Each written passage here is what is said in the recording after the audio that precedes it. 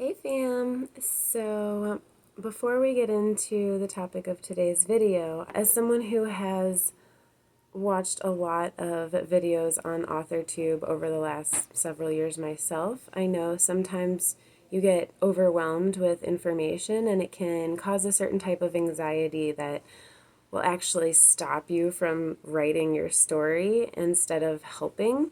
And so I want to make it very clear that the things that I'm talking about in this video are things that I have noticed when I am going over my first draft of something. These are really just ways that you can kind of clean up your writing, make it better in all the ways that we're going to talk about. But just, yeah, making it better, making it more understandable to your readers, and just coming across more professional with your work. But keep in mind, this is for like when you're going over your first draft. The key to getting writing done in the first place is to actually just sit down and write it. And for a lot of people, if you overthink something during the process of writing your first draft, you're going to slow yourself down. You're going to lose focus of where you're going. So yeah, I just wanted to make sure everyone is on the same page with that before we actually dive into these topics. Don't let this stress you out if you're on your first draft. Maybe come back and rewatch this at a later date when you get ready to start editing. All right? All right. Let's go.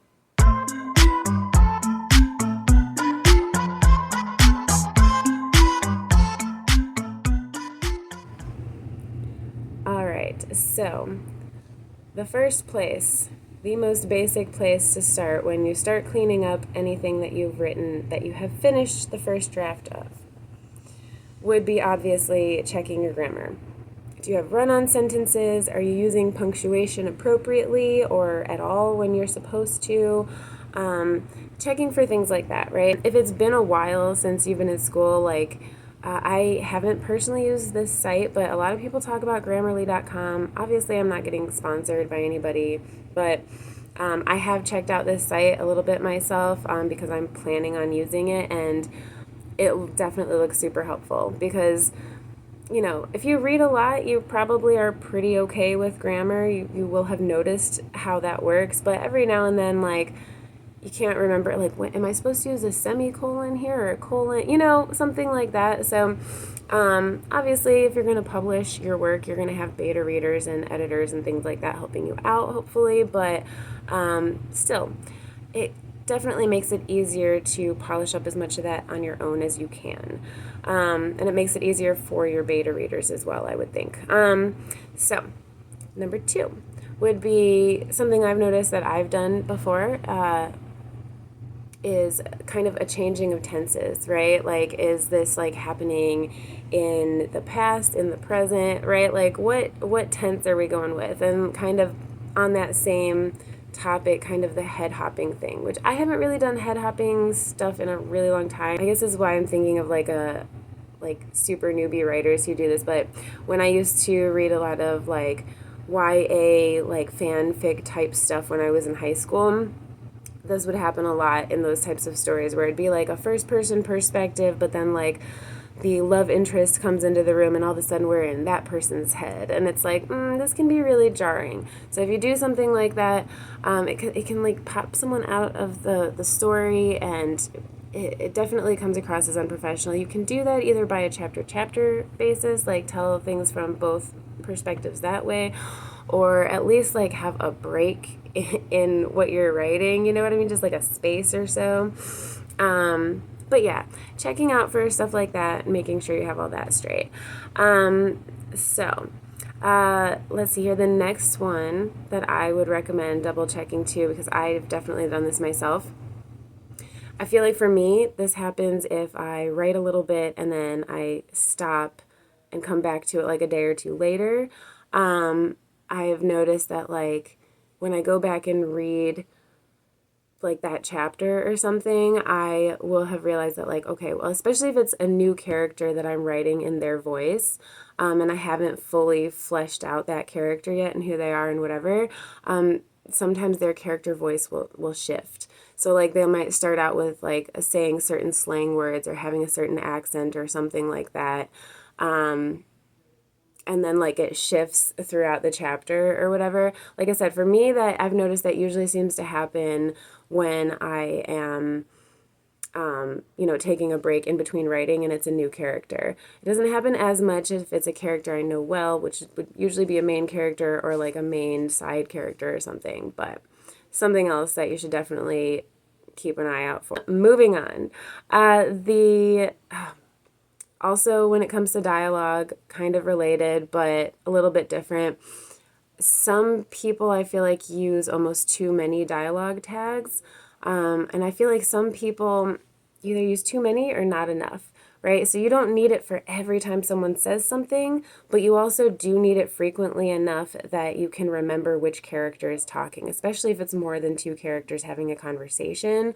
But you want to have like kind of a nice balance. And I've heard some people give advice and say like you really only need like to use like she said, right? Like you said as that dialogue tag most of the time, or because like you have the punctuation if it's someone exclaiming something or whatever. To a certain extent, I can agree. Like I feel like you don't want to use so many adjectives and descriptions that you're taking someone completely out of the story.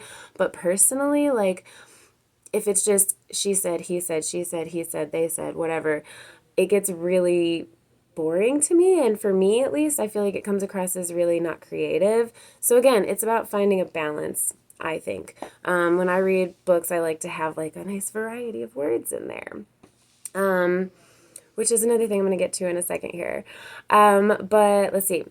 Next would be info dumping. This one I think is pretty, it gets talked about a lot, but basically, because I'm not going to beat a dead horse, but basically, you ideally want to introduce more world building and, culture and visuals to whatever you're creating, right? But just sitting there and like just vomiting it all over the page when it's not really necessary is where you will really start to lose people. Nobody's going to care about your story essentially or nobody's going to care about your world and all the stuff you've created until you make them care about your character and what is going on with them and their situation, right? So yeah, basically just share info as it's needed or where it's relevant to the story, the scene, the plot, whatever is going on, right? So next we have starting the story at a boring or unimportant place. I'm sorry, I'm reading from what I've written down over here. But yeah, that's definitely something that I feel like, newer writers, even people who've already been published. I've definitely read published books that I feel like if I Google the author, I'm like, oh, okay, this is like one of the first things they ever wrote, right? And you can tell because there's a lot of stories that I feel like people will start it in, like I said, either a really boring place or it's not important to the actual story. So make sure that wherever your chapter one or your prologue are, that like, yes, you want to give your main character, like you want to kind of give an idea of what like a basic kind of day in the life is typically like for that character, but you don't want to overdo it with them like, standing in front of a mirror to describe themselves or brushing their teeth or whatever, right? Like literally I don't think anybody really has like the patience to even get through a page or two of that nonsense. Give what's important and start it soon enough to the inciting incident that you are keeping it interesting and like drawing people in. Okay? Overuse of the same words or phrases. When you're going through and cleaning up that draft that you've already written, check and see like, are there certain phrases, certain slang terms, anything like that that you might use too much. To use a word too much. I had an English teacher once that pointed out to me that I used the word that way too often. And so that one is one of the ones that I definitely will stick with. It's like, is it really necessary? Can you remove that? And yeah, you might want to hit a word count, but still, you don't want over repetition. It comes across as lazy, comes across as amateur, and it will bore your reader no matter how interesting of a story you're telling. your word usage will absolutely bore your reader to death. So make sure that you're switching it up. Get a thesaurus, whatever you got to do. Again, not if you're on your first draft, just get it on paper. But yeah, check for those kinds of things. The next two kind of are just opposites of each other, but check your writing for what is often called white room syndrome, I think. It's not like an official term or anything, but that's what I've heard it described as, which is essentially, two characters having a conversation, but you don't know what's going on, where they are, what's going on around them, anything like that, right? It's just dialogue for pages or something. Like, make sure that you're adding, again, balance. Make sure that whatever is going on in your scene, whether it's an action scene or not, have other things happening. Keep the picture in your reader's mind. And sometimes when you're imagining yourself and writing that first draft, you won't realize how little detail you might actually be writing in because you're focused on the dialogue. But that's why I said, like, when you go through that second draft, if you're reading something, even if, keep in mind, like, yes, you pictured it when you first wrote it, but keep in mind, like, when you're rereading it, it's like you're reading it from the perspective of someone who doesn't know what's coming up, right?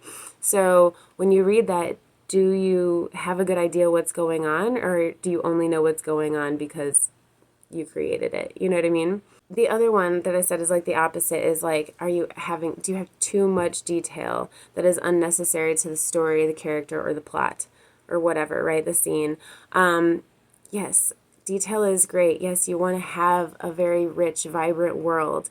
Yes, you can have stuff in there that is not necessarily relevant to your specific story. I don't personally think there's anything wrong with that. I know some people are very against that, but I feel like especially for fantasy, when you're creating a whole world, some of my favorite fantasy stories are the ones that like have that extra stuff, because that little bit of extra is what makes it really feel real, right? It makes it come to life. So I'm not saying don't add extra that's not necessary to the story, but don't overdo it, right? And you can use like word count and page count and things like that to kind of help you with this. But like look up what genre you're writing in, look up what is the average word count. It's okay if you want to go a little over that. A lot of people do, especially with fantasy. But on average, most fantasy is like 100 to 120,000 words. So if you have a 250,000 word novel, maybe it should either be two different novels, and you can look at it that way, or maybe you are being too wordy. And that's something you can only really know when you're going through with your editors, your beta readers, whatever, figuring that out. But just something to be aware of. Again, balance. So another really I feel like another really obvious newbie writer mistake, again, one that I've definitely done, because until like the last 5 years, I did not actually really study like the art of storytelling and pacing and all that, but story pacing is really important. Like you can look up the different beats, whether you want to use hero's journey or a different story structure, but like, act 1, act 2, act 3, maybe act 4 in some cases, right? Like look up those beats of a story. I'm probably going to be talking about these things at some point in a future video myself, because it's been very helpful to me.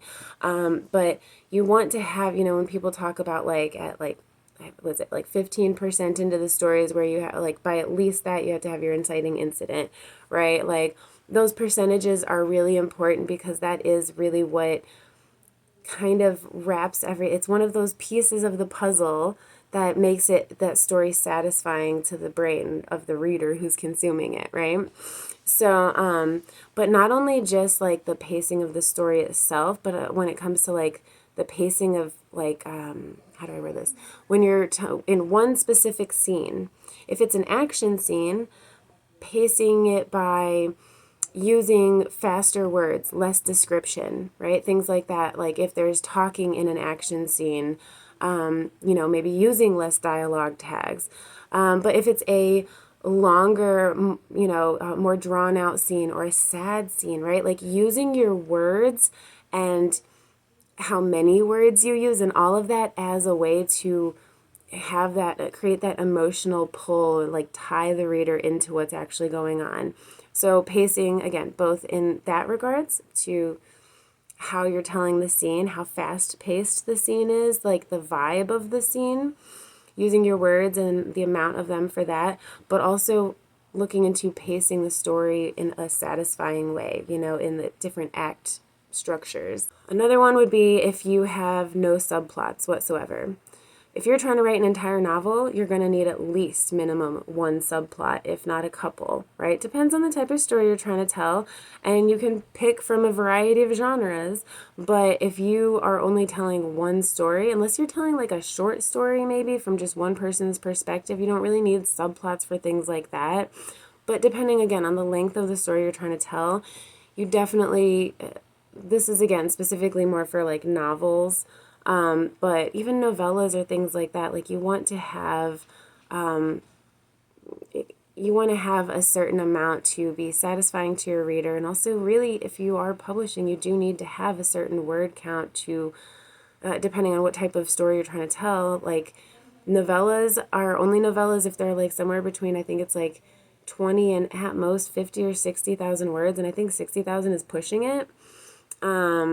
But you can look all this up, you know, and then again, depending on the genre of your novel is going to depend on a lot of this too. So figure out if you only have one story that you're telling, if it's too basic maybe, and then figure out how you can add more to that, make it juicier. The next would be too much convenience. This includes like plot armor for your characters that, you know, they can't die because they're necessary to the story, or, you know, a character finding something that they need that literally serves no purpose, makes no logical sense to the story whatsoever, doesn't match into your mythos or anything like that. It's just they find it because they need to find that thing to do this thing, right? That, like, get creative, right? Make sure things make sense. Have it be logical. Make your characters make smart decisions. Don't just have them do things that if it feels contrived to you, it is probably going to feel contrived to your readers. Now, the number one thing that I personally find to be probably one of my biggest pet peeves, but also this is one of the first things I ever had anybody point out to me about my writing when I was in high school. And I don't want to beat a dead horse with this. This video is long enough and people talk about this all the time.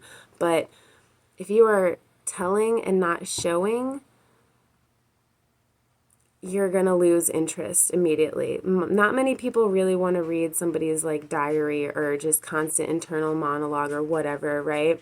Show what's going on. You can do this through dialogue. You can do this through actions. You can do this in a lot of different ways, but get creative with it. It kind of falls into the info dumping thing, though not necessarily. But you know, there's a place where you can tell. Sometimes you can just tell something through a bit of dialogue. There is ways to tell. Maybe somebody's reading something in an old tome that they find, right? But if you're doing that all the time in the same way and just, again, you're info dumping and you're telling instead of showing a thing. Get creative, and it's going to be way more satisfying, and you're going to put out a way more interesting novel. This video is long enough. Please, please share any other, I'm sure there's like so many other things to talk about when it comes to editing and creating the perfect story, but so please, like anything that I didn't talk about, or if you have stuff to add about any of this stuff, I would love to hear it in the comments below. Thank you so much for being here and watching this video. I really appreciate it. Thank you all to all my new subscribers. I am, again, trying to get back to putting out at least 2 videos a week, but you will always get at least the one from me once a week. And I have some pretty fun stuff coming out soon. I will also be updating my my story blog soon, so that information will be in the description below if you're interested in reading anything I've written. I do have some like myth retellings up there already on that site, so you can go check those out. But yeah, so please like, share, subscribe, all the things, comment below, and I will talk to y'all very soon.